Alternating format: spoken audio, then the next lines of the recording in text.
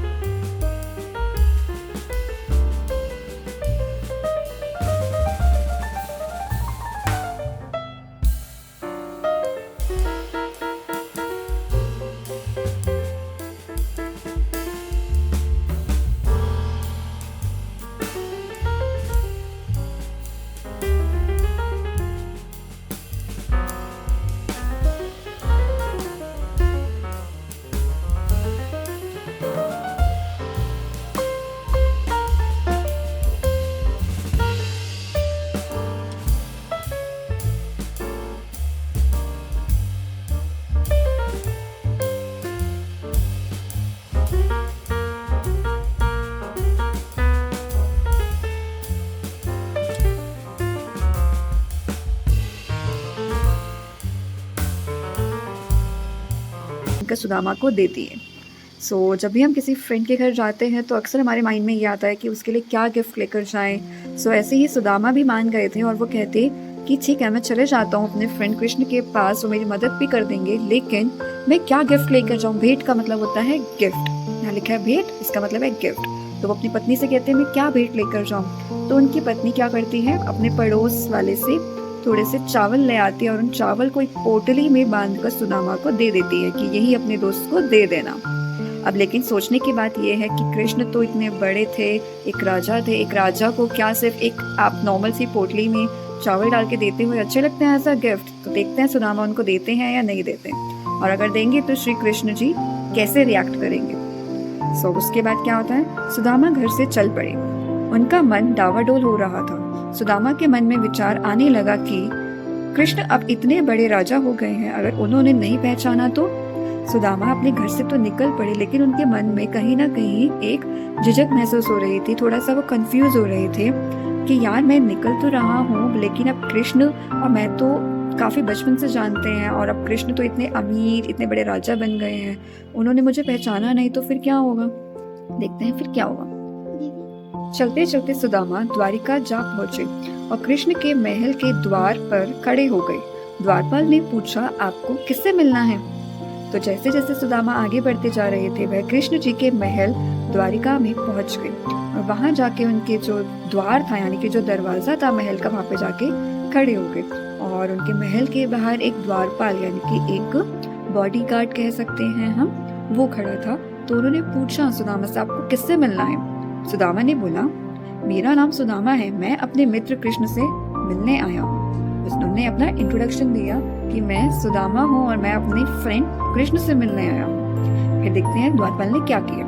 भीतर जाकर राजा कृष्ण को सुदामा का नाम बताया तो कृष्ण नंगे पैर दौड़े दौड़े बाहर आए। उन्होंने सुदामा को गले से लगा लिया। जब द्वारपाल ने अंदर जाके बताया कि बाहर कोई आया है, वो अपने आप को ये कह रहा है कि मैं सुदामा हूँ और मैं आपसे मिलने आया हूँ, कृष्ण जी से मिलने आया हूँ, तो कृष्ण जी फटाफट से उठे, नंगे पांव वो बाहर भागे और उन्होंने जो अपने फ्रेंड सुदामा थे उनको गले लगा लिया।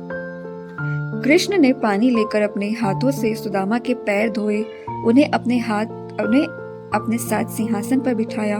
फिर दोनों पूरे दिन बचपन की बातें याद करते रहे और हंसते रहे। फिर कृष्ण जी सुदामा को अंदर लेकर आए, उनके पाँव धोए, खुद उन्होंने अपने अपने हाथों से पाँव धोए और उन्हें अपने सिंहासन यानी कि जहाँ पर श्री कृष्ण जी राजा के तौर पे बैठते हैं अपनी चेयर पे, उस जगह पर सुदामा को बिठाया। वहाँ बैठकर दोनों ने अपने बचपन की बातें करी और याद करते रहे पुराने दिन और हंसते रहे। अचानक कृष्ण ने पूछा, मित्र भाभी ने मेरे लिए कोई भेंट नहीं भेजी? तो बातें करते करते कृष्ण जी को याद आया और इन्होंने सुदामा से पूछा कि अरे फ्रेंड, एक बात बताओ, जो तुम्हारी वाइफ है उन्होंने क्या मेरे लिए कोई गिफ्ट नहीं भेजा? तो सुदामा ने क्या किया, सुदामा चावलों की पोटली देने में झिझक रहे थे। कृष्ण ने हाथ बढ़ाकर चावल की पोटली सुदामा से ले ली।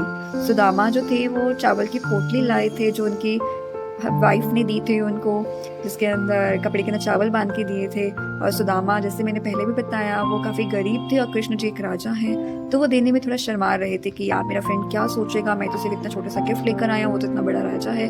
तो कृष्ण जी ने क्या किया, अपना हाथ आगे बढ़ाया और सुदामा से पोटली ले ली। कुछ दिन राजमहल में रहने के बाद सुदामा अपने घर लौटने लगे। घर लौटते समय सोचते रहे, कृष्ण ने कुछ दिया तो नहीं, अब घर जाकर अपनी पत्नी से क्या कहूँगा। फिर काफी दिन तक सुदामा जो थे अपने फ्रेंड श्री कृष्ण के साथ उसी राजमहल में रहने लगे। और फिर जब वो घर जा रहे थे तो उन्होंने सोचा कि यार कृष्ण ने मुझे तो कुछ दिया ही नहीं है, और मेरी पत्नी ने क्या कहा था कि आप जाओ उनसे जाके हेल्प मांगना, लेकिन मैंने तो कुछ बात ही नहीं करी इस बारे में। अब मेरी पत्नी मेरे से पूछेगी तो मैं क्या कहूँगा। सुदामा अपने गांव पहुंचकर चकित रह गए। चकित मतलब हैरान रह गए। जहां उनकी टूटी फूटी झोपड़ी थी, अब वहां एक महल खड़ा था। मन ही मन बोले, यह चमत्कार अवश्य कृष्ण ने ही किया है, वह वास्तव में मेरा सच्चा मित्र है, उन्होंने मुझ जैसे गरीब दोस्त का मान रखा। सुदामा, इसका मतलब जब सुदामा अपने घर पहुंचे तो जहां उनकी पहले टूटी फूटी झोपड़ी थी, अब वहां झोपड़ी नहीं रही, जादू से वहां एक महल खड़ा हो गया। और मन ही मन उनको ये विश्वास था कि ये जो चमत्कार हुआ है ये बिल्कुल कृष्ण जो उनके दोस्त हैं उन्होंने ही किया है। और उनको ये चीज़ पता चल गई कि जो कृष्ण है वही उनके सच्चे दोस्त हैं, और उन्होंने सुदामा जैसे एक गरीब दोस्त का भी मान रखा। तो इस चैप्टर से हमें ये सीख मिलती है कि जो सच्ची मित्रता होती है वो कभी भेदभाव नहीं करती। ये नहीं देखती कि जो हमारा फ्रेंड है वो कैसा है, छोटा है, मोटा है, पतला है, या फिर गोरा, काला, अमीर, गरीब, वो सिर्फ मन देखती है। सच्चे मित्रता जो कृष्ण जी ने भी निभाई, भले वो इतने अमीर हो गए, एक राजा बन गए, फिर भी उन्होंने अपनी दोस्ती भूली नहीं। सो इसके साथ हमारा chapter Krishna Sudama part 12 complete होता है। आपको अगर इसके क्वेश्चन आंसर्स या बैक एक्सरसाइज चाहिए तो आप कमेंट बॉक्स में नीचे लिख सकते हैं। Thank you so much for watching the video.